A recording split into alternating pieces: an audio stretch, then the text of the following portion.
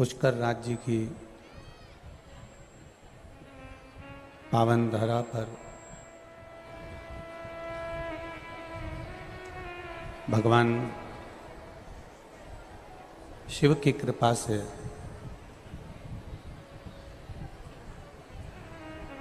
देवादिदेव महादेव की करुणा से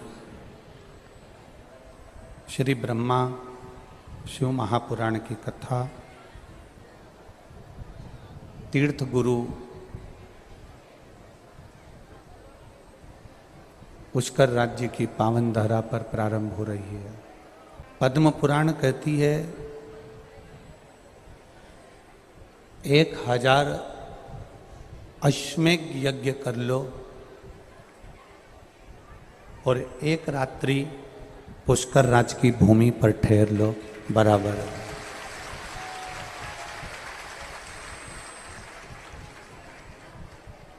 अगर कोई जिंदगी में आने के बाद अगर 1000 अश्वमेध यज्ञ भी नहीं कर पाता, पृथ्वी पर आने के बाद में अगर मान लो कि हमने 1000 अश्वमेध यज्ञ नहीं करे, 1000 अश्वमेध यज्ञ को हम नहीं कर पाए, तो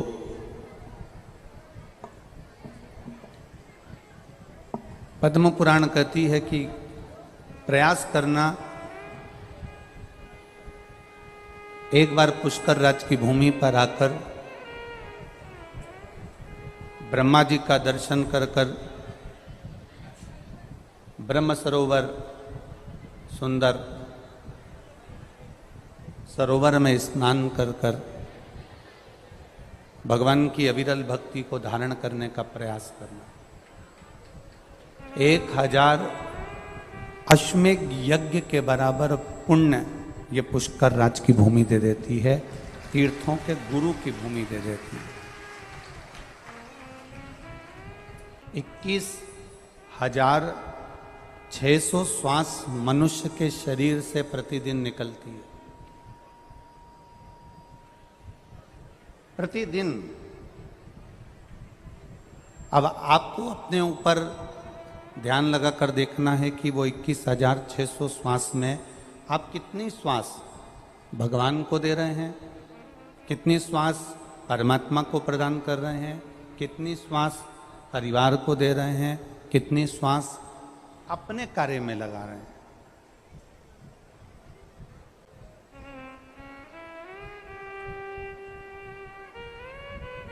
₹100 देकर माँ अपने बेटे को दुकान पर भेजती है और सर्फ की थैली बुलवाती है।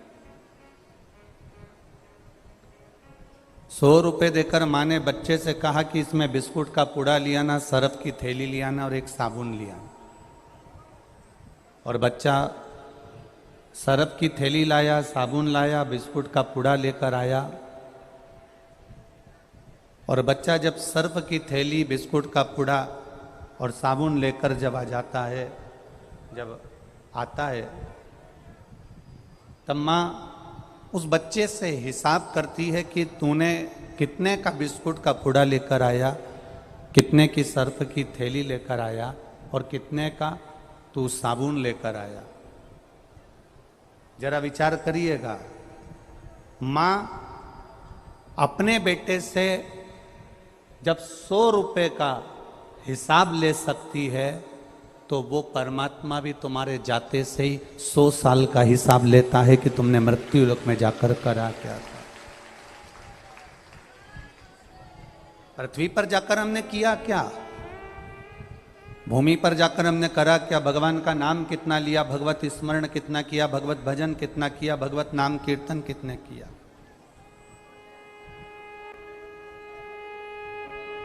ब्रह्मा जी ने भगवान विष्णु से प्रश्न किया है, मैं आपकी नाभि से प्रकट हुआ हूं, आप मेरे पिता हो।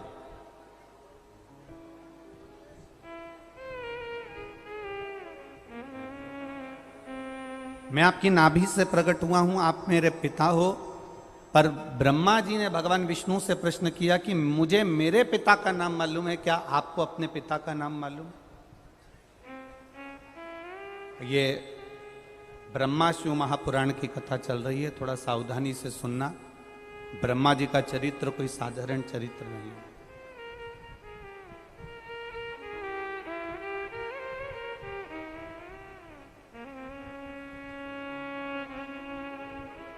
एक जरा सा आप कथा में सुनेंगे, ब्रह्मा जी का सिर कट गया था और सिर कटने के बाद ब्रह्मा जी के केवल 4 मुख रह गए और वो 4 मुख रखने के बाद ब्रह्मा जी की चित्तवृत्ति में आनंद की अनुभूति नहीं हुई।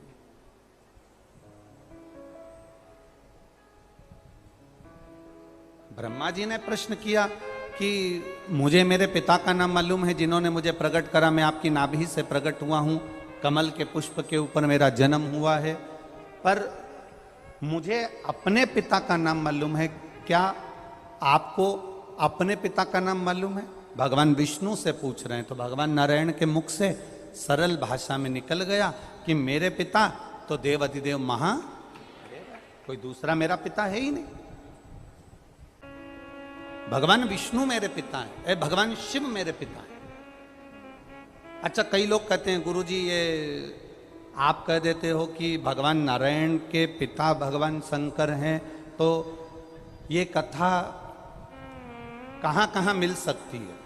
तो हम उनसे कहेंगे कि शिव महापुराण का भी स्मरण कर लें, विष्णु पुराण का भी स्मरण कर लें, गर्ग संहिता का भी स्मरण कर लें, पद्म पुराण का भी स्मरण कर लें और स्कंद पुराण का भी स्मरण कर लें। अगर आप बहुत दूर नहीं जा सकते तो बद्री विशाल की कथा को उठाकर देख लीजिए। बहुत दूर आप नहीं जाते तो बद्रीनाथ जी की कथा को उठाकर देखिए कि भगवान नारायण और लक्ष्मी शंकर भगवान के पावन धाम में घूमने के लिए निकले और घूमने के लिए, भ्रमण करने के लिए जब बद्रिकाश्रम में पहुंचे, बद्रिकाश्रम की जो भूमि थी वो शिव जी की प्रिय भूमि थी, जहां पर आते से ही लक्ष्मी जी का मन लग गया और लक्ष्मी जी ने नारायण से कहा ये भूमि मुझे चाहिए, ये भूमि मुझे चाहिए। भगवान विष्णु ने समझाया कि ये तो देवाधिदेव महादेव की धरा है, ये भगवान शंकर की पवित्र भूमि है, इसको हम नहीं दे सकते, हम शंकर जी से नहीं ले सकते। लक्ष्मी जी ने भोजन करना बंद कर दिया, पानी पीना बंद कर दिया, तब नारायण को लगा कि इसके लिए ये जमीन देना ही पड़ेगी।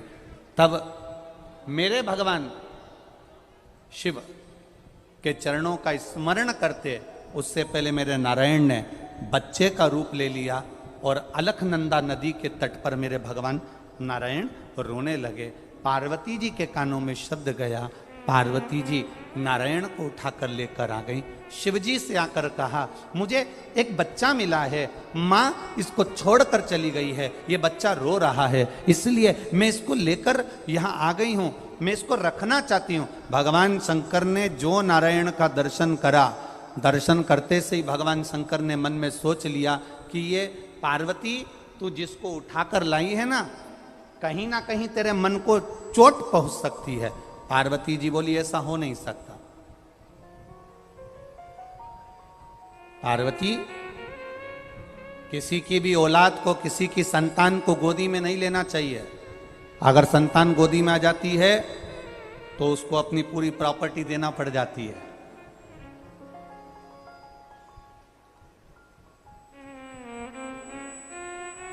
अगर संतान गोदी में आई है ना तो उसकी पूरी प्रॉपर्टी तुम्हें देना पड़ेगी।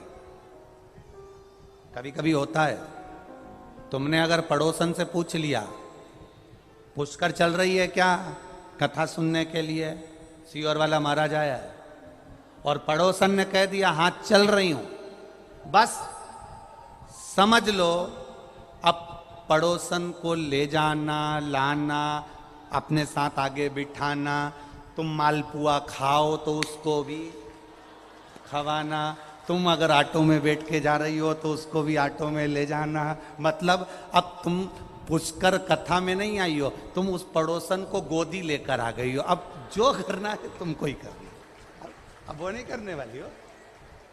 और तुम्हारे करने में अगर जरा सी भी कमी रह जाएगी ना, इतनी सी भी कमी रह गई तो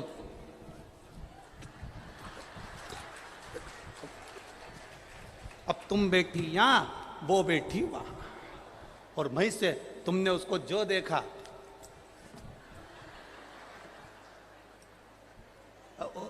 गोदी ली ना, अब गोदी ली है तो जाओ, अब गोदी लिया है तो अब भगवान कह रहे हैं कि किसी की संतान को गोदी नहीं लेना। नहीं नहीं नहीं नहीं, मैंने तो गोदी ले लिया। शाम का समय हुआ, भगवान नारायण जो बच्चे के रूप में हैं, शंकर भगवान और पार्वती मैया उसको कक्ष में छोड़कर कुंडी लगाकर बद्रिकाश्रम में चल वापिस आए। और जब वापिस आकर देखा तो कुंडी खुली नहीं, अंदर से दरवाजा बंद था। तब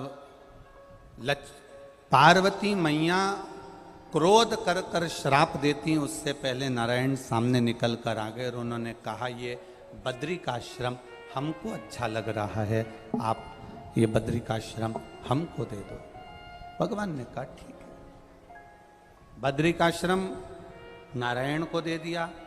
केदारनाथ जी में भगवान शंकर, केदारनाथ जी में भगवान शिव खुद जाकर निवास करने लगे। अब जरा विचार करिएगा, भगवान नारायण को माता पार्वती जी ने और शंकर जी ने अपनी गोदी में खिलाया है, तो नारायण क्या शिव जी के पुत्र नहीं कहलाएंगे? ये तो एक कथा है। भगवान विष्णु की अगर शादी करी तो भगवान शंकर जी ने करी।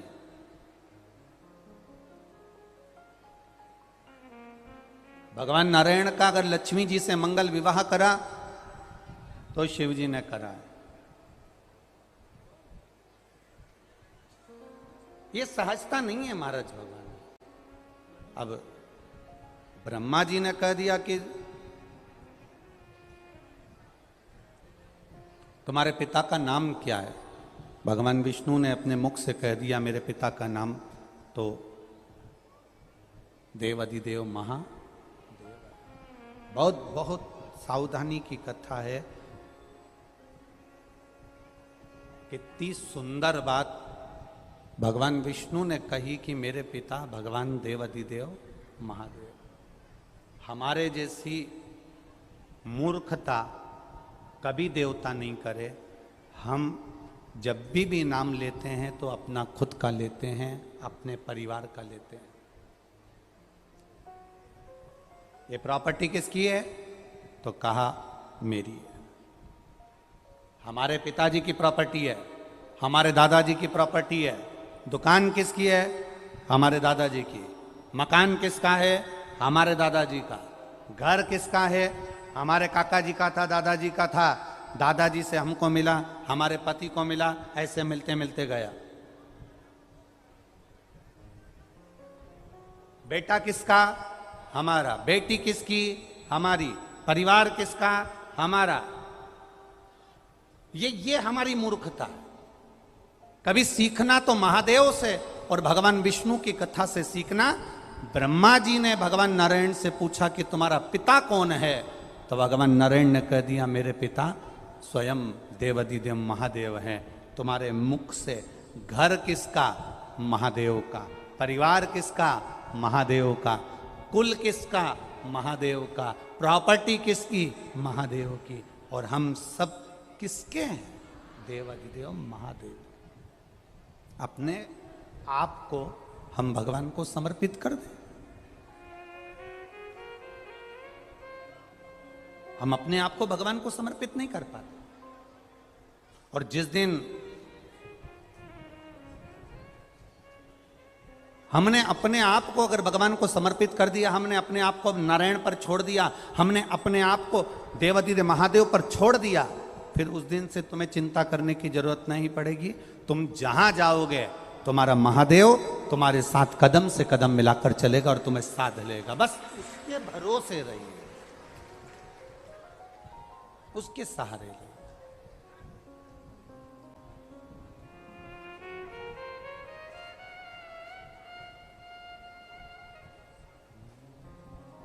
ब्रह्मा जी भगवान विष्णु से पूछे कि तुम्हारे पिता कौन हैं? और भगवान नारायण ने कह दिया मेरे पिता देवाधिदेव महादेव हैं। बस महादेव कौन? महादेव कैसे? उनका स्वरूप क्या है? कौन है महादेव? अगर आपसे कोई पूछे कि शंकर जी है कौन, शिव जी का स्वरूप क्या है, शंकर दिखते कैसे हैं, शंकर का स्वरूप कैसा होता है, तो आप भी कह देना शंकर का स्वरूप कैसा है, तो किसी से कहना पानी को देख लो, जल को देख लो, जैसा कलर मिलाओगे जल उस कलर में आ जाता है। मेरा महादेव भी ऐसा ही है, जो भजता है वो स्वयं महादेव के तुल्य होता चले जाता है, उसके स्मरण में डूबने वाला उसके जैसा होता चला जाए। ब्रह्मा जी ने कहा आपके पिता कैसे दिखते हैं?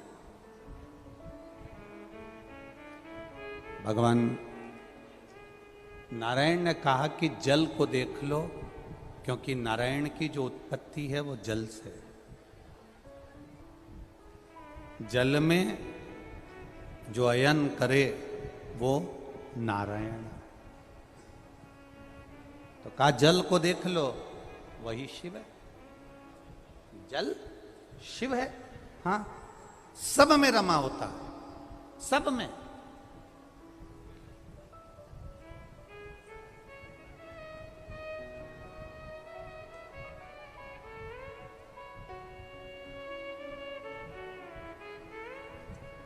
प्रत्येक शिव जी पर चढ़ा हुआ प्रत्येक शंकर के मंदिर में शंकर जी पे चढ़े हुए जल को आप आचमन कर सकते हो, प्रत्येक शिव मंदिर का। केवल एक शंकर भगवान का शिवलिंग ऐसा होता है जिसके ऊपर चढ़ा हुआ जल का आचमन अपन नहीं करते, वो होता है पारत का शिवलिंग, पारे का शिवलिंग।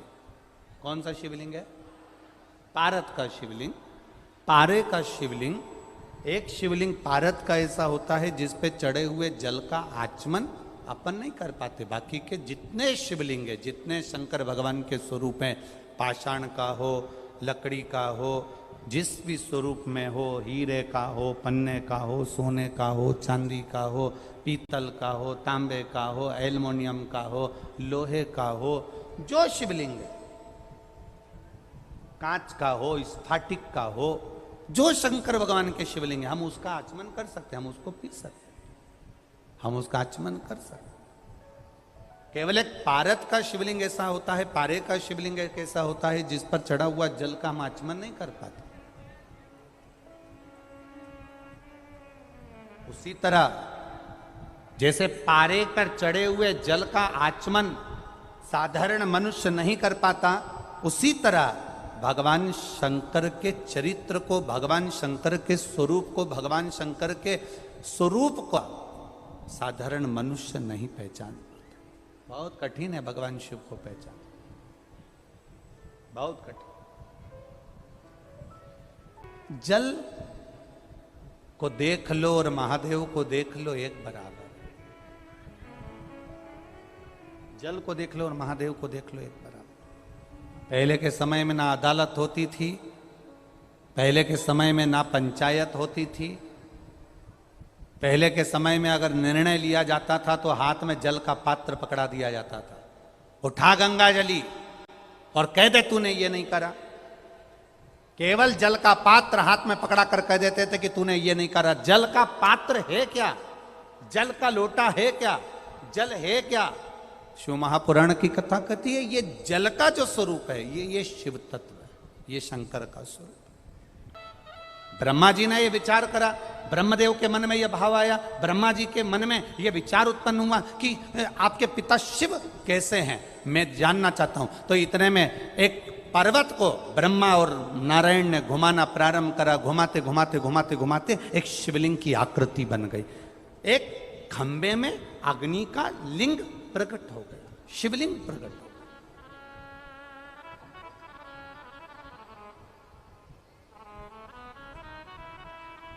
जब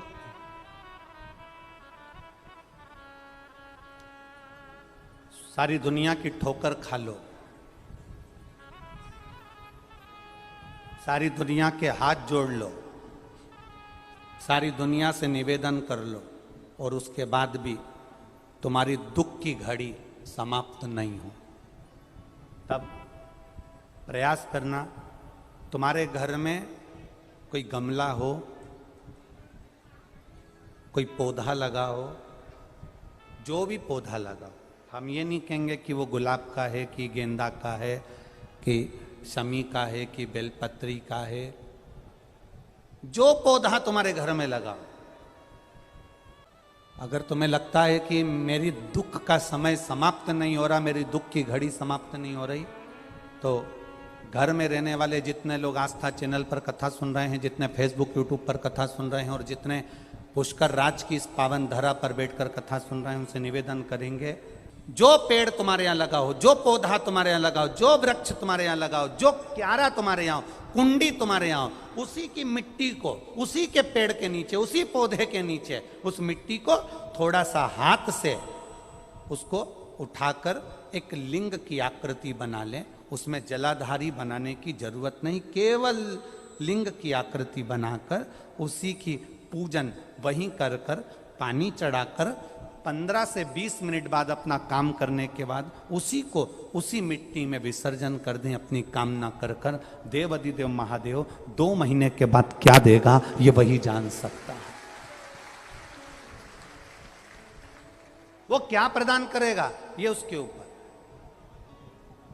घर में शादी होती है, घर में विवाह होता है, घर में फंक्शन होता है, घर में जन्मदिन मनाया जाता है, घर में शादी की सालगिरह मनाई जाती है, घर में मकान का मुहूर्त करा जाता है, घर में किटी पार्टी करी जाती है, घर में जब शुभ अच्छे कार्य होते हैं, शादी होती है, तो जितने रिश्तेदार होते हैं वो आगे बढ़ बढ़ कर काम करते हैं। बोलो करते कि नहीं करते?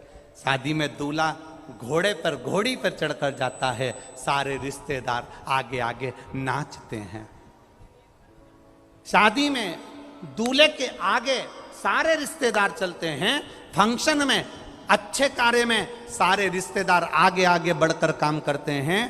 पर परिवार में अगर कोई मर जाता है तो जितने रिश्तेदार होते हैं वो अर्थी के आगे नहीं चलते, अर्थी के पीछे चलते हैं। मतलब ये हमारा व्यवहारिक जीवन कहता है कि सुख के समय पर तुम्हारे सब आगे हैं और जैसे ही तुम्हारी जिंदगी में दुख आया तो सब पीछा छोड़कर पीछे चले जाते हैं, आगे तुम्हारे कोई नहीं रहता है। दुख की घड़ी में सब पीछे, सुख की घड़ी में सब आगे।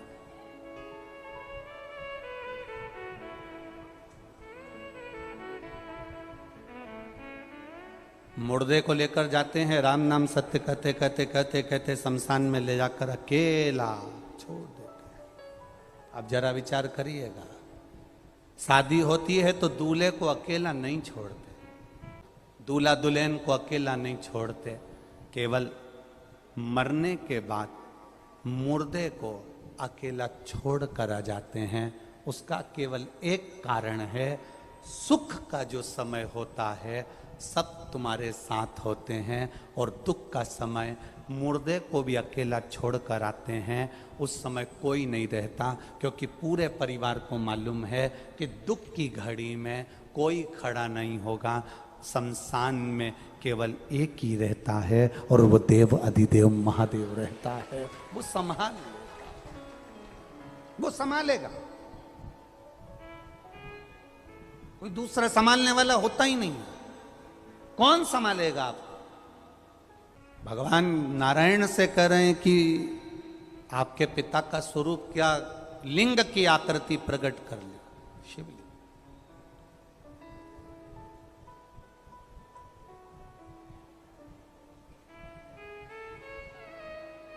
ये तुम्हारे पिता हैं? हाँ, भगवान कह रहे हैं मेरे पिता हैं ये। तुम्हारे पिता? हाँ। इनके चरण कहाँ हैं? शीश कहाँ है? तुम्हारे पिता का चरण और शीश है कहाँ? देखना चाहिए। ब्रह्मा जी भगवान शंकर का शीश ढूंढने के लिए गए और भगवान विष्णु जाना नहीं चाहते थे, पर ब्रह्मा जी के कहने पर भगवान नारायण शंकर भगवान का चरण ढूंढने के लिए गए। वापिस जब लौट कर भगवान विष्णु को चरण नहीं मिले आ गए, तब भगवान ब्रह्मा जी लौट कर आए तो केतकी का फूल और गौ माता को साथ लेकर आए। भगवान विष्णु से पूछा, क्या तुमको शिवजी का चरण मिला? नहीं। सत्य कह दिया, नाम सत्य नारायण पड़ गया। नाम पड़ गया सत्य नारायण।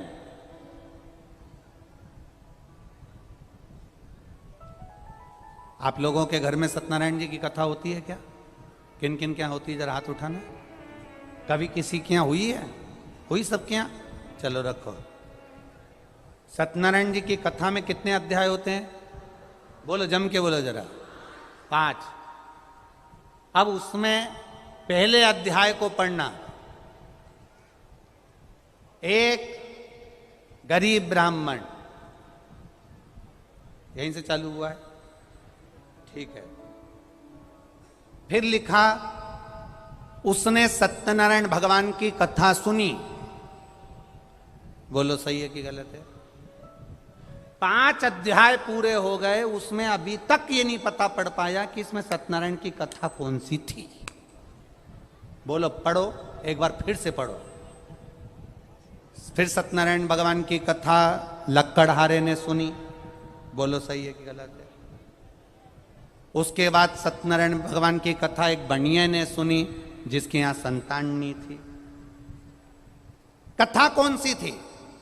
स्कंद पुराण में लिखा है, सत्यनारायण भगवान की कथा अगर कहीं से प्रकट हुई है तो वो स्कंद पुराण से प्रकट हुई है। स्कंद पुराण में वर्णन किया गया सत्यनारायण भगवान की कथा कौन सी है? वो कथा केवल यही है कि ब्रह्मा और भगवान विष्णु ने शिवलिंग को प्रकट करा। ब्रह्मा जी शीश देखने के लिए गए, भगवान नारायण चरण ढूंढने के लिए गए। जब भगवान नारायण को भगवान शंकर के चरण नहीं मिले तो ब्रह्मा जी से कह दिया, मुझे भगवान के चरण नहीं मिले। उन्होंने सत्य कह दिया, इसलिए उनका नाम सत्य नारायण हो गया। शंकर भगवान प्रकट होकर कह दिए, सुनो नारायण, आपने मेरे शिवलिंग के सामने सत्य कहा है। पृथ्वी पर तुम्हारी पूजन होगी, जो एक कलश को स्थिर रखकर, श्रीफल रखकर, केले के खंभ लगाकर तुम्हारी आराधना करेगा, तुम्हारी पूजन करेगा, उस पर सत्यनारायण भगवान तुम प्रसन्न होगे और तुम्हारे साथ में देव अधिदेव महादेव वर प्रदान करेगा, उनकी झोली खुशियों से भरेगा। ये सत्यनारायण भगवान की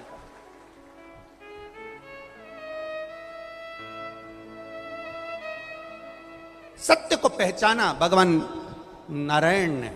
भगवान ब्रह्मा जी से पूछा, क्या आपको सिर मिला?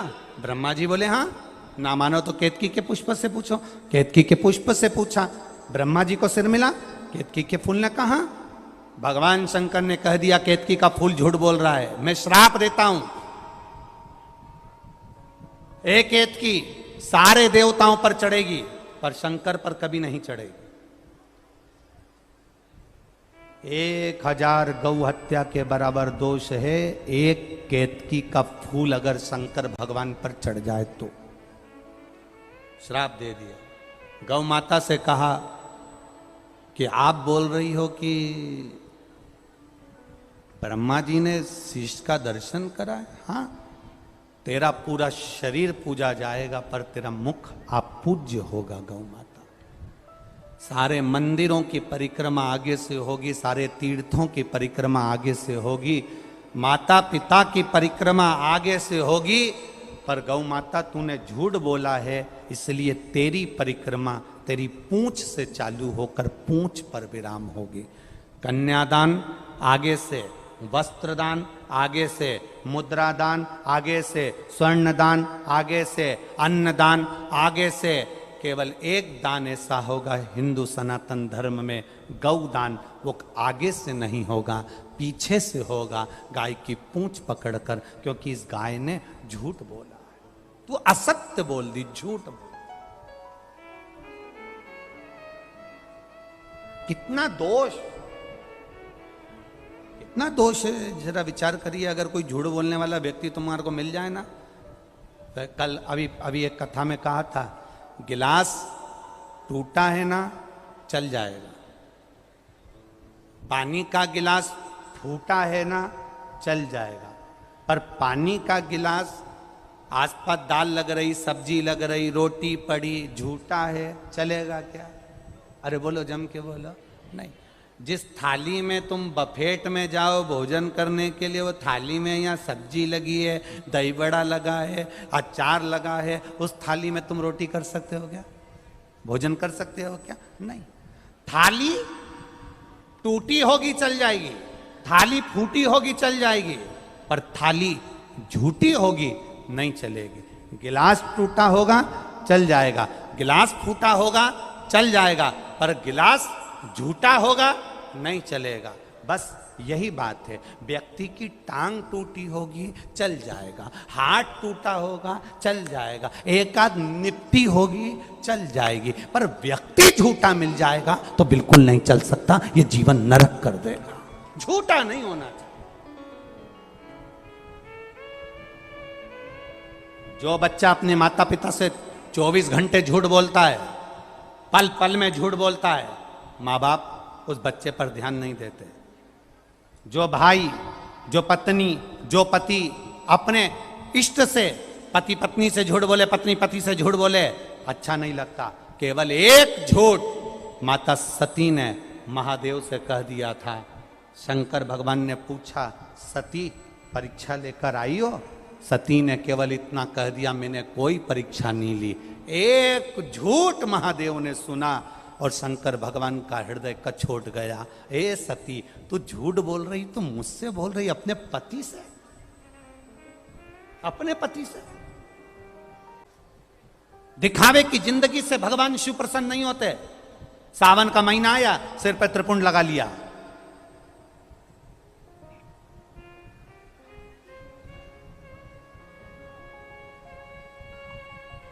भादो का महीना आया, भगवान कृष्ण की जन्माष्टमी मना ली। नवरात्रे आए, गरबा खेलना चालू कर दिया, पहनावा बदल लिया हमने। ना ना ना ना, शिव महापुराण की कथा कहती है दिखावे से शंकर भगवान कभी प्रसन्न नहीं हुए। महादेव को जिसने प्रसन्न करा वो दिखावे से प्रसन्न नहीं करता। महादेव को जो प्रसन्न करता है वो निर्मल मन से। भोले को प्रसन्न करने का सबसे सुंदर तरीका है आप स्वयं भोले बन जाइए। तो कई लोग कहते हैं गुरुजी अगर हम भोले बनकर रहेंगे तो दुनिया बहुत समझदार हो गई, हमको मूर्ख बनाकर चली जाती है। हमारा निवेदन है, हम दुनिया के सामने भोले बनने का नहीं कर रहे हैं, हम शंकर का भोला भक्त बनने की बात कर रहे हैं। भोला भक्त का मतलब ये नहीं होता कि किसी को मूर्ख बना देना। भोला भक्त का मतलब होता है अपने शरीर के द्वारा, अपने द्वारा, अपनी वाणी के द्वारा, अपने चरित्र के द्वारा अपन किसी को दुख ना दें। बस यही भोला भगत की एक परिभाषा है। हमने अगर किसी को अपशब्द कह दिया, ताने दे दिए, गाली दे दी, आड़ा टेढ़ा कह दिया, इसमें भोला भगत की परिभाषा नहीं है। ब्रह्मा जी के मन में प्रश्न उठ गया, गौ माता को कह दिया। ब्रह्मा जी कहते हैं ये वाणी झूठी है। शंकर भगवान की वाणी को झूठा संबोधन किया। शिवजी ने अपने पैर के नख से अंगूठा का नख तोड़कर फेंका, काल भैरव को प्रकट करा। काल भैरव को कहा ब्रह्मा का सिर काट दो। शीश ब्रह्मा जी का कटा, लुढ़कता लुढ़कता गया। कर्मनाशा नदी प्रकट हो गई। वो कर्मनाशा जिसका पानी का छींटा भी शरीर पर लग जाए तो 7 पीढ़ी में करा हुआ पुण्य नष्ट हो जाता है। ब्रह्मा जी का सिर लुढ़कता गया, कर्मनाशा नदी बहती चली गई। भगवान नारायण ने कहा आप इनको क्षमा कर दो और इनके शीश का कुछ करिए, तो बट का वृक्ष बना दिया। अब ब्रह्मा जी के कितने सिर रह गए? पहले कितने थे? 5, केवल 4 शीश, केवल 4।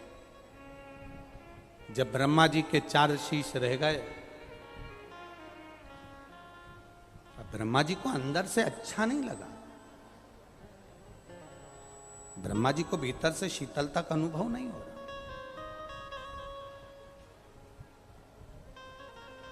जब ब्रह्मा जी को अंदर से शीतलता का अनुभव नहीं हुआ, ब्रह्मा जी को श्रेष्ठता नहीं लगी कि भगवान शंकर ने मेरा शीश काट दिया,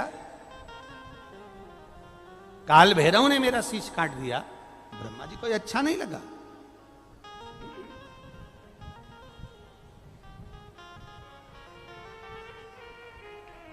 बहुत बड़ी सभा लगी है, बहुत बड़ी सभा। उस सभा में ब्रह्मा जी ने अपने मन के अंदर की बात सामने प्रकट करी। ब्रह्मा जी बोलते हैं कि मेरे मन को अच्छा नहीं लग रहा, क्योंकि मैंने झूठ बोला था और मेरा एक शीश कट गया था, शीश कट गया। अब मैं क्या करूं? दुनिया के लोग मुझे गलत समझेंगे कि ब्रह्मा जी ने झूठ बोल दिया, शीश कट गया। ग्लानि भीतर से हो रही है, अब मैं करूं तो करूं क्या? तो इंद्रदेव ने कहा, प्रभु पिताजी एक काम करिए, आप एक विशाल यज्ञ की रचना करिए, और वो यज्ञ ऐसा होना चाहिए जिसमें आपकी ख्याति संपूर्ण ब्रह्मांड में फैल जाए, ऐसा यज्ञ करा जाए।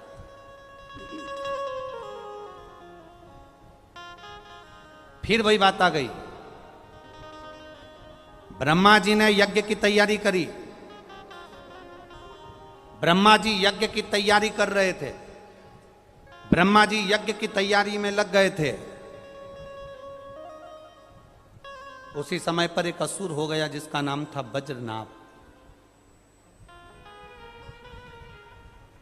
क्या नाम है उसका? वज्रनाभ। इसका काम क्या था? जल को दूषित करना, जल को दूषित करना। इसका काम ही जल को दूषित करना। बड़े जलाशय में आप लोग पुष्कर जी में आए हो, और पुष्कर जी के कुंड में, पुष्करणी में, पुष्कर जी में आकर आप पुष्कर के इस कुंड में, ब्रह्म सरोवर में, इस कुंड में स्नान करो, चलेगा। आचमन करो, चलेगा। पर पुष्कर के इस कुंड में तुम कपड़े धो, नहीं चलेगा। पुष्कर के कुंड में तुम मुंह में पानी भरकर कुल्ला कर दो, नहीं चलेगा। ये वज्रनाभ जो राक्षस था, असुर था, ये था ही ऐसा। इसका एक ही काम था, जलाशय को दूषित करना, जल के स्थान को गंदा कर देना। जल के स्थान को गंदा क्यों करता था?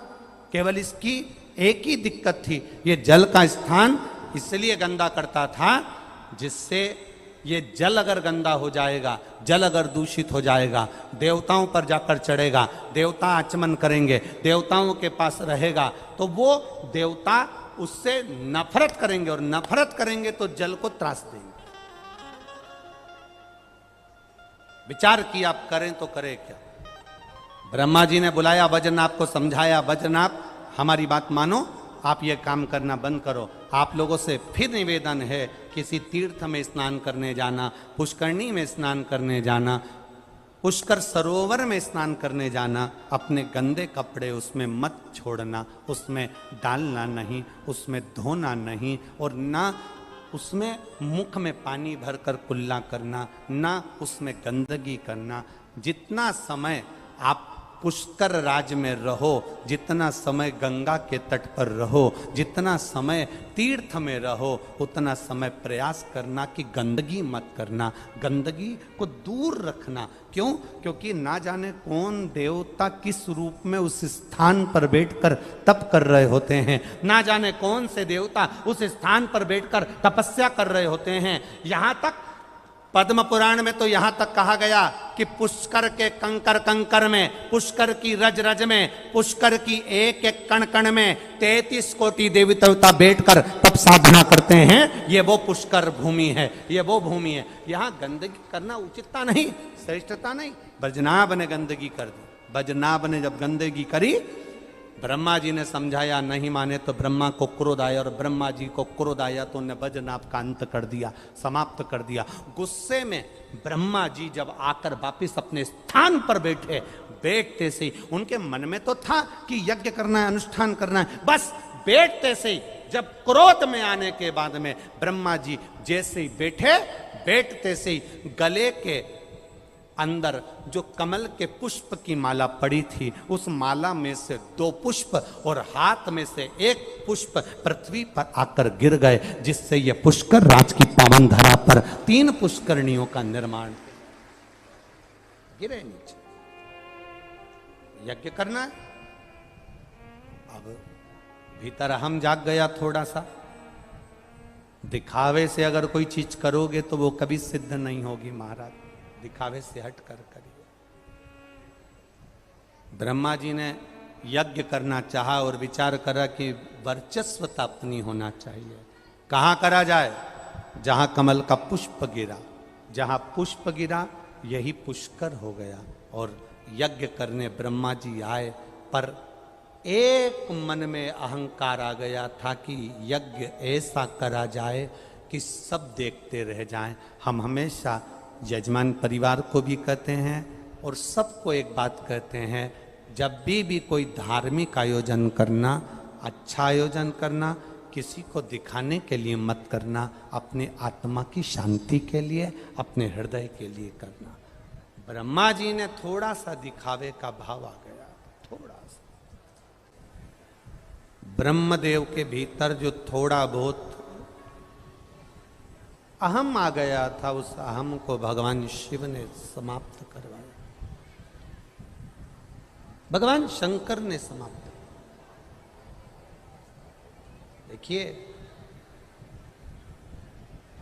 ब्रह्मा जी ने यज्ञ करने के लिए भूमि तो चुन ली और भूमि पर यज्ञ करने के लिए ब्रह्मा जी बैठ भी गए।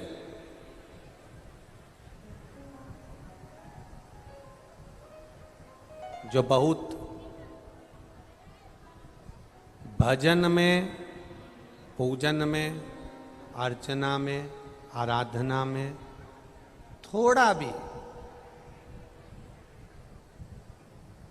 एक रत्ती मात्र भी अगर हमारे भीतर कहीं अहंकार आ गया, अगर रत्ती मात्र भी हमारे भीतर कहीं अहमता आ गई, अभिमत्ता आ गई, किसी को नीचे दिखाने का भाव आ गया, तो भगवान फिर उस पूजन को स्वीकार नहीं करता।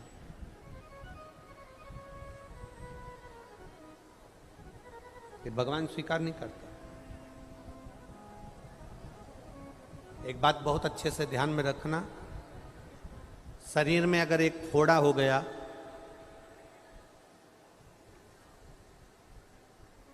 डॉक्टर उसको सूखने की दवा देता है।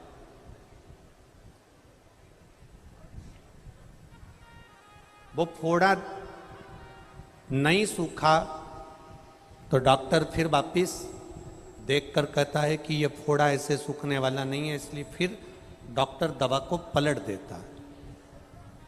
अब डॉक्टर सूखने की दवा नहीं देता, अब डॉक्टर दवा देता है उस फोड़े को पकने की। बोलो सही है कि गलत है?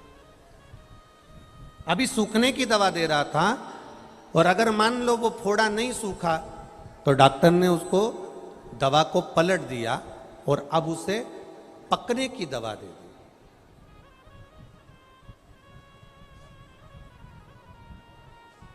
अब मरीज ने पूछा कि साहब तुमने ये दवा दी, उससे तो घाव पक रहा है, ये तो और पकने लगा, ये तो घाव पक रहा है, तुमने तो इसमें पकने की दवा दे दी।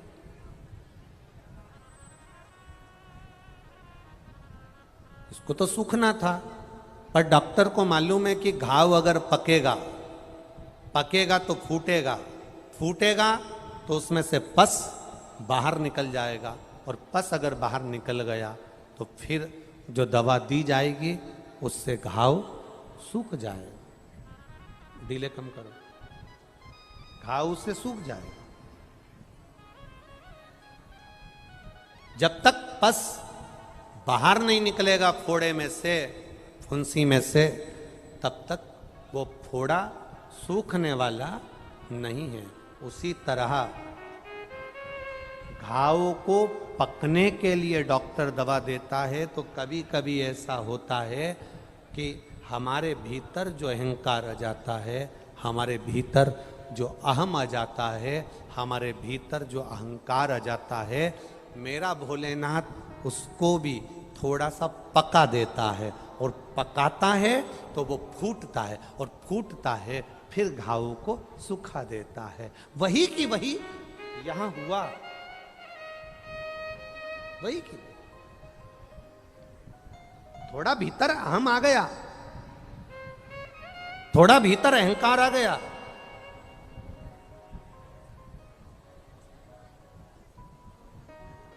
और थोड़ा सा अहंकार जब भीतर आया, थोड़ा सा अभिमान जब भीतर आया, तो उस अहंकार के आने पर ब्रह्मा जी थोड़ा सा जन कल्याण के लिए जब यज्ञ करने के लिए बैठे और इतनी देर में माता सरस्वती का आगमन नहीं हुआ, सरस्वती माता श्रृंगार में लगी रहीं, ब्राह्मण कहते रहे यज्ञ का मुहूर्त निकल रहा है, यज्ञ का समय निकल रहा है, सरस्वती जी नहीं आई, तो गाय को खड़ा कर कर ब्राह्मणों ने वेद की ध्वनि करना प्रारंभ करी और वेद की ध्वनि कर कर वेद माता गायत्री को गाय के मुख से ब्राह्मणों ने प्रकट कर लिया। जब गायत्री प्रकट हो गई, ब्रह्मा जी के पास में बैठ गई, यज्ञ प्रारंभ होने लगा। माता सरस्वती आई, क्रोध में लाल हो गई और क्रोध आने पर उन्होंने श्राप दे दिया, ब्रह्मदेव कहीं पर तुम्हारे मंदिर नहीं होंगे।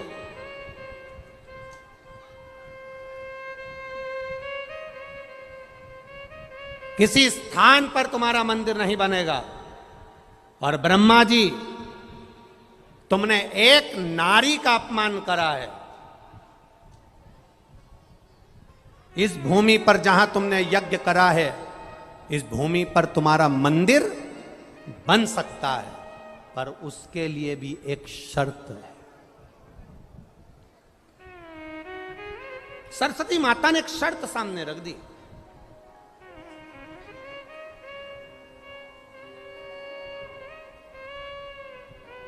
एक ब्रह्मा जी जो विचार कर रहे थे कि मैं सर्वस्व कर सकता हूं, बिना नारी के, बिना सरस्वती के भी यज्ञ करने बैठ गए। तुमने मेरा अपमान करा है ब्रह्मदेव, कहीं तुम्हारे मंदिर नहीं होंगे। पुष्कर राज की भूमि पर अगर तुम्हारे को तुम्हारी पूजन कराना है, तुम्हारा मंदिर इस पुष्कर राज की भूमि पर बनेगा, तो उसकी भी एक शर्त है। तुमने नारी का अपमान करा है, इसलिए जब तक तुम एक कन्या का कन्यादान नहीं कर देते, तब तक इस भूमि पर भी तुम्हारे मंदिर का निर्माण करना कठिन है। एक कन्या का कन्यादान तुम्हें करना पड़ेगा। शिव महापुराण की कथा कहती है, बहुत बहुत ध्यान लगा कर सुनना महाराज। पुष्कर राज की धरा एक ऐसी धरा है, पुष्कर राज की भूमि एक ऐसी भूमि है जहां पर पुष्कर के सरोवर का जल लेकर ब्रह्मा जी का नाम लेकर कपालेश्वर महादेव पर समर्पित किया जाता है।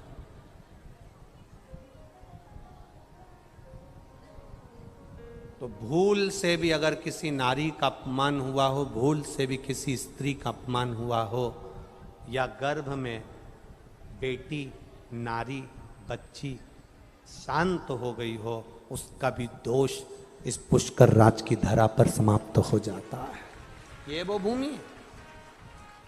ब्रह्मदेव, एक कन्या का कन्यादान करोगे तब पुष्कर राज की धरा पर तुम बैठकर पूजा सकते हो। तुमने एक नारी का अपमान करा है, स्त्री का अपमान। ब्रह्मा जी मौन हो गए, मौन, स्तुप्त। देव ऋषि नारद से ब्रह्मा जी ने कहा, एक कन्या का कन्यादान करना है, वो समय कब आएगा? ब्रह्मा जी के शब्द सुनकर नारद जी ने कहा, चिंता मत करो, द्वापर में भगवान कृष्ण का अवतार हुआ, राधा रानी प्रकट हुई। ब्रह्मा जी के सामने नारद जी ने कह दिया, चलकर तुम कन्यादान कर दो। किसका कन्यादान? कि कहा राधा का कन्यादान कर दो।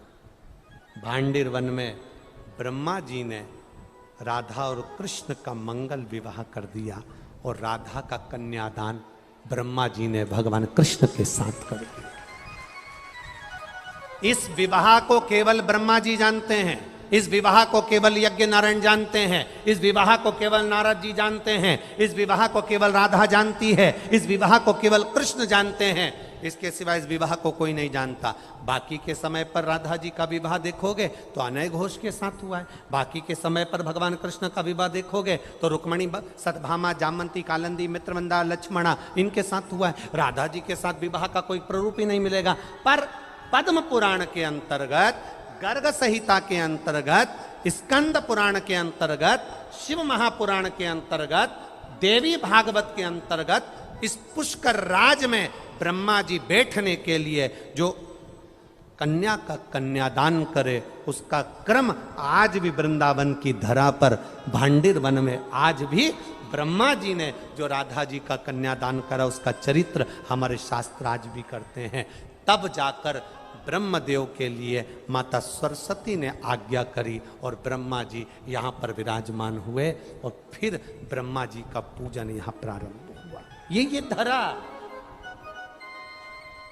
एक बात आप लोगों से कहना चाहेंगे, कन्या का कन्यादान करना कोई साधारण बात नहीं है महाराज।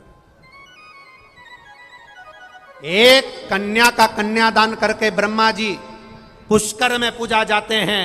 शिव महापुराण की कथा कहती है, अगर पिता बेटी को पढ़ा रहा है, पिता बेटी को अच्छे कपड़े पहना रहा है, पिता बेटी को कॉलेज तक भेज रहा है, पिता बेटी पर पूरा भरोसा कर कर दूसरे नगर जयपुर, उदयपुर, कोटा पढ़ने के लिए भेज रहा है, तो अपने पिता के विश्वास को बेटी ना तोड़े, अपने पिता को कन्यादान का मौका जरूर दे।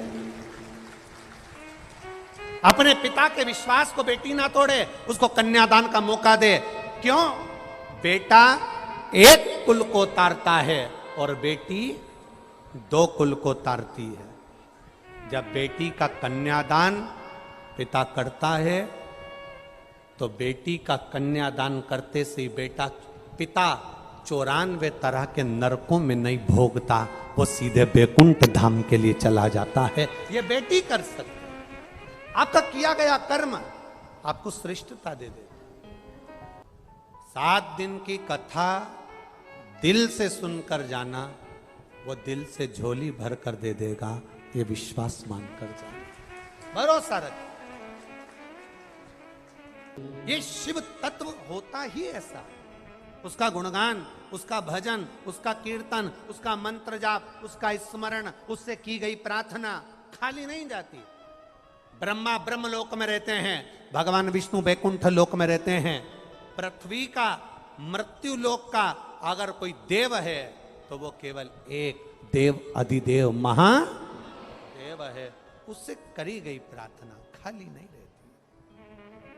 कहो उससे।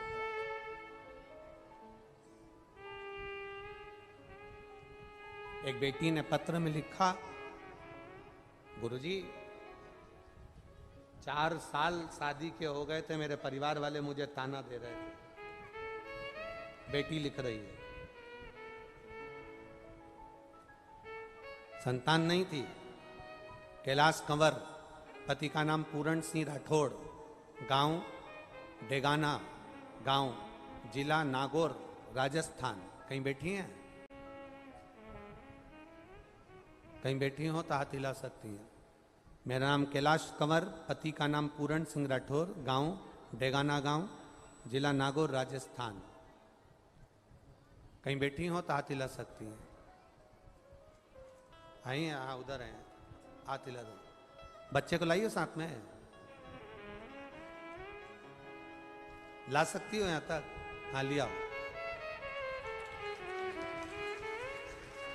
लिया लिया। मेरा कार्यकर्ताओं से निवेदन है, इनको आने के लिए थोड़ी सी जगह दे दें। गुरुदेव सब ताना देते थे तेरे घर में संतान नहीं होगी। जिसको दिखाया उसने कहा संतान का सुख नहीं है। डॉक्टर को दिखाया तो कहा तुम दोनों पति पत्नी में कुछ कमी है जिसके कारण संतान का सुख नहीं है। गुरुदेव पहला पशुपति व्रत करा अपने ससुराल में। मैं भोग लगा कर आती थी और ऐसा लगता था कि कुत्ता प्रसाद को खा जाता था तो मन दुखता था कि भगवान ने मेरे व्रत को स्वीकार नहीं करा। गुरुदेव मेरा गर्व नहीं ठहरा। फिर मैंने वापिस व्रत करा, स्वीकार नहीं हुआ। मेरी माता ने मुझे मायके बुला लिया और पशुपति व्रत करवाए और बाबा की कृपा ऐसी हुई, गुरुदेव मैं क्या वर्णन करूं। बाबा की कृपा से सब जगह से हार गए थे, क्योंकि डॉक्टर जब मना कर दिया तो फिर क्या चीज़ है।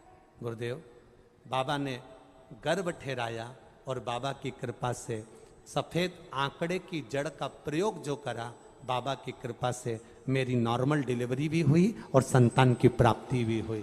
मैं बच्चे को यहां लेकर आई हूं गुरुदेव।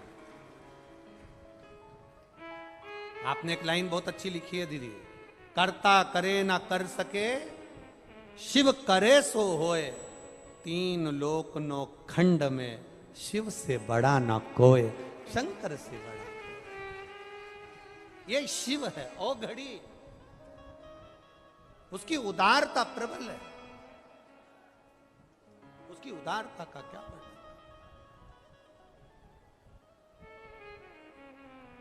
एक नारी का सम्मान करना, एक नारी का आदर करना, एक नारी का सत्कार करना, ये पुष्कर राज की धरा सिखाती है हमको, ये पुष्कर राज की भूमि सिखाती है हमको।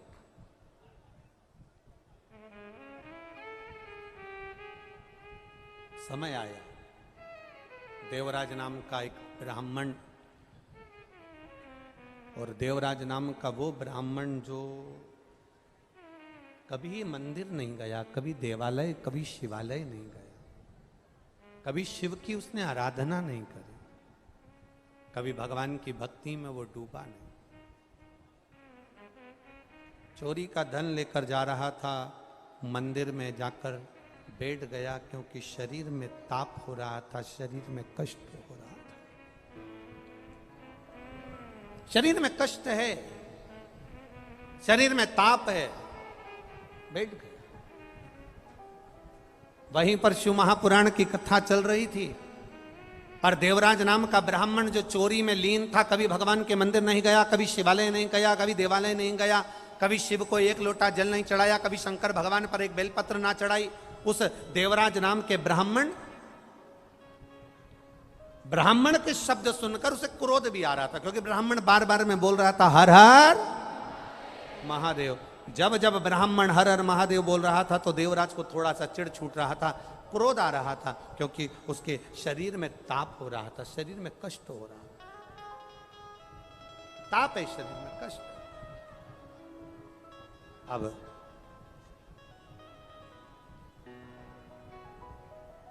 जब देवराज नामक का ब्राह्मण ताप पड़ा, कष्ट पड़ा, मंदिर से बाहर निकला, और मंदिर से जब बाहर निकला तो निकलते से ही देवराज मंदिर से जब बाहर निकलता है, बेलपत्री के वृक्ष के नीचे बैठा था और उसके प्राण उसी समय पर छूट जाते हैं। उसी समय जब देवराज के प्राण छूटे, उसको यम के दूत बंदी बनाने नहीं आए। जब उसने चोरी करी थी, गलत काम करा था, तो यम के दूतों को बंदी बनाना था, पर यम के दूत उसको बंदी बनाने के लिए नहीं आए। यम के दूत बंदी बनाने के लिए नहीं आए, उसको लेने के लिए स्वयं मेरा देव अधिदेव महादेव नंदी पर उसको लेकर जा रहा है। तो देवराज के मन में प्रश्न जागृत हो गया, देवराज के मन में एक प्रश्न खड़ा हो गया। देवराज ने कहा कि प्रभु ये बात बताओ कि मैंने चोरी करी, मैंने कपट करा, मैंने छल करा, मैंने बेईमानी करी, मैंने प्रपंच करा, मैंने गलत काम करा, मैंने दुनिया का लोगों का धन चुराकर उनके धन का उपयोग करा, और मुझे मरने पर तो नरक मिलना था, फिर आप ये नंदी लेकर मुझे लेने के लिए क्यों आए हो? नंदी लेकर मुझे लेने के लिए किस लिए आए हो, ये तो बताओ। तब देव अधिदेव महादेव ने कहा, तुम्हारी माता हमारी उपासक है, शिवालय में जाकर एक लोटा जल तुम्हारी माता चढ़ाती है, और शिवालय में जाकर जब एक लोटा जल तुम्हारी माता रोज चढ़ाती है, बस शिव जी कहते हैं घर की कोई नारी, घर का कोई पुरुष, घर का कोई बच्चा, घर का कोई बुजुर्ग, घर का कोई बड़ा, घर का कोई एक व्यक्ति भी अगर शंकर जी के मंदिर में शिवालय में जाकर एक लोटा जल चढ़ा रहा है, समझ लो वो अपनी 71 पीढ़ी को पार लगा रहा है, केवल जड़ चढ़ाने के भाव में 71 पीढ़ी पार। एक लोटा जल, जरा जरा जम के बोलो, सारी समस्या का हल। बोल बम का नारा है। देवराज, मैं चोर हूं, पर मेरे बाबा ने मुझ पर कृपा करी। ये कृपा केवल देवराज की नहीं, ये उसकी माता की कृपा है। मां ने जो एक लोटा जल भगवान देवाधिदेव महादेव को समर्पित करा, मां ने जो एक लोटा जल भगवान शिव को समर्पित करा, ये उसका फल है, ये उसका आनंद है, ये उसका सुख है। समय आया, एक बिंदुक नाम का ब्राह्मण, जिसकी धर्म पत्नी का नाम चंचूला है, चोरी करता था। ये चोरी में लीन रहता था। अब चोरी में लीन रहता तो चोरी का धन लेकर आ रहा था, पानी में डूबकर मर गया। 3 तरह से मरे हुए व्यक्ति का मोक्ष नहीं है। पहला, पानी में डूबकर मरा हुआ। दूसरा,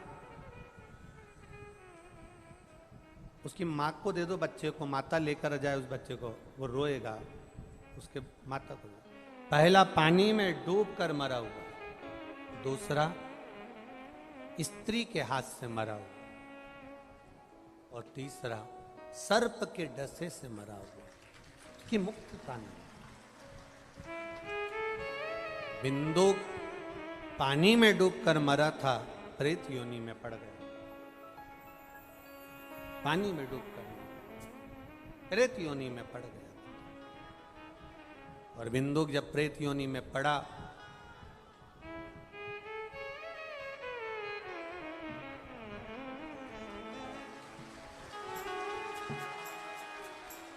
एक बार जोरदार ताली बजाएं। ये सब शिव के प्रसाद है।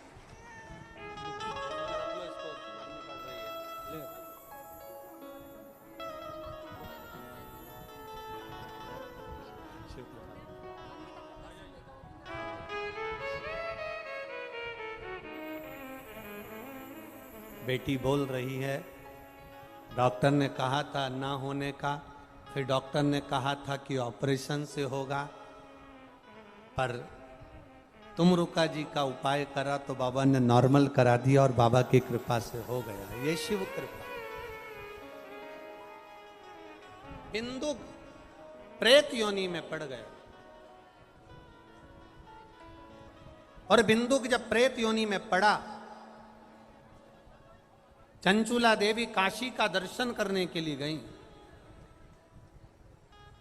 और चंचूला देवी जब काशी का दर्शन करने के लिए गई तो काशी का दर्शन करते हुए चंचूला देवी ने जल स्नान कर कर गंगा जी से आ रही थी और उनका पांव फिसल गया, प्राण छूट गए, शिव जी के धाम में पहुंच गई। पार्वती जी की सखी बन गई। सखी बनकर मौन रहती थी, चुप रहती थी। मन में विचार आया, करूं तो करूं क्या, अपने पति को प्रेत योनि में देखूं, ये भी कहां श्रेष्ठता है। मेरा पति अगर प्रेत योनि में पड़ा हुआ है तो उसको ऐसा देखूंगी तो ये कहां की श्रेष्ठता। पति को प्रेत योनि से मुक्ति के लिए यत्न क्या करूं। पार्वती जी ने पूछा, चंचूला तुम मौन रहती हो, क्या बात है। चंचूला ने कहा, मेरे पति को मुक्ति नहीं मिल रही। कहा, अगर शिव महापुराण की कथा तुम रुका जी कर दें तो उससे फल की प्राप्ति होती है। तुम रुका जी से विनती करी। शिव महापुराण की कथा के यजमान शिव और पार्वती बने। शंकर जी को ईश्वर जी, पार्वती जी को गौरा जी कहा गया। गणा और गौर बनकर शिव पार्वती पधार रहे हैं। जोरदार ताली बजाकर स्वागत करें। गणा गौर, आज भी हमारे भारत सभ्यता में गणगौर की पूजन होती है, ईश्वर जी गौरा जी की पूजन होती है। गणा और गौर की गणगौर की पूजन होती है। वो गणगौर कोई और नहीं, मेरा देव अधिदेव महादेव और माता पार्वती जी हैं। जोरदार ताली बजाकर ईश्वर जी और गौरा जी का स्वागत सत्कार करें। भाव से पुष्कर राज में 7 दिवसीय ब्रह्मा शिव महापुराण की कथा जो चल रही है, आज कथा का प्रथम दिवस यहाँ पूर्ण हो रहा है। कल कथा का दूसरा दिन बड़े आनंद से प्रारंभ होगा। आप सब पुष्कर सरोवर का स्नान करें, ब्रह्मा जी का दर्शन करें, कपालेश्वर का दर्शन करें और पूरे पुष्कर की भूमि को नमन करें। ऐसा भाव रखते हुए पहले दिन की कथा को यहाँ विराम ले रहे हैं। हर हर महादेव।